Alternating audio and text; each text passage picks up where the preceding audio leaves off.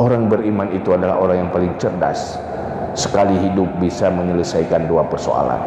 Persoalan hidup dan persoalan setelah hidup. Itu manusia cerdas.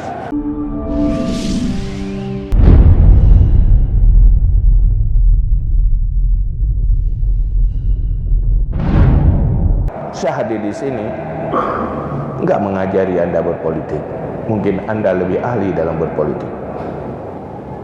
Tapi hanya memesankan, belajarlah berpolitik yang seimbang.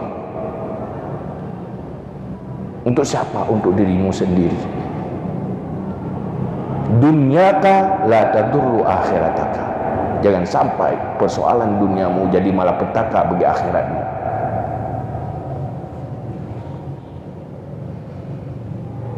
Saya berbicara malam ini dengan orang yang beriman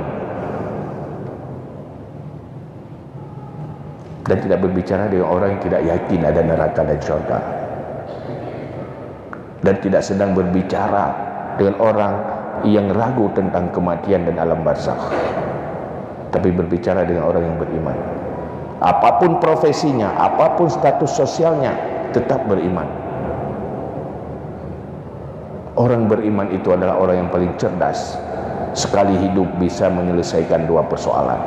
Persoalan hidup dan persoalan setelah hidup. Itu manusia cerdas.